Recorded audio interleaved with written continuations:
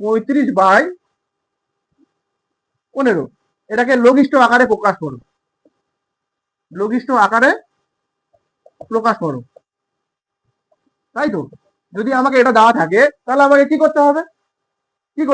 এই 35/15 কালকে যেহেতু স্যার মৌলিক সংখ্যা শিখিয়েছে, মৌলিক সংখ্যা কি 2 3 5 7 11 13 17 19 তারপর 23 29 আলাদা 31 আলাদা আছে, ঠিক আছে? তাহলে 35/15 এটাকে কি করতে হবে? এটাকে আমার কি করতে হবে? এই যে বড় একটা ভগ্নাংশ আছে, এটাকে কি ভগ্নাংশ? মিশ্র না প্রকৃত না অপ্রকৃত ভগ্নাংশ? অপ্রকৃত ভগ্নাংশ। সবসময় কি লবটা হরের থেকে বড় আছে না? এটা তো লব, এটা তো হর, লবটা হলে তো বড়, তাহলে এটা কি? এটা অপ্রকৃত ভগ্নাংশ, তাই তো? লঘিষ্ঠ আকারে প্রকাশ করতে গেলে কি করতে হবে? প্রথমে আমি মৌলিক সংখ্যা দিয়ে কাটবো।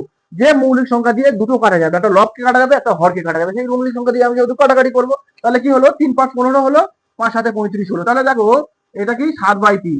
এই 35/15 যা 7/3 তাই মানে কি? এটা বড় আকারে ছিল, সেটাকে আমি লঘিষ্ঠ, লঘিষ্ঠ মানে কি? ছোট আকারে প্রকাশ করা, সেটা আমি বড়টা বোঝা গেছে যে কোনো একটা ভগ্নাংশ দেওয়া থাকবে, সেখান থেকে আমি লঘিষ্ঠ আকারে প্রকাশ করবো।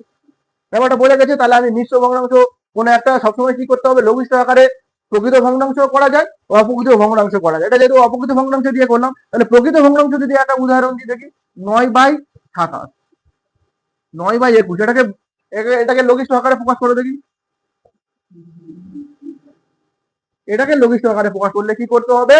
9/21 আমি 3 দিয়ে কাটাবে, মৌলিক সংখ্যা 3 তিরিকে 9, আবার এটাকে কাটাকাটি করলে 7, তাহলে কি বললো? 3/7। ব্যাপারটা বোঝা গেল?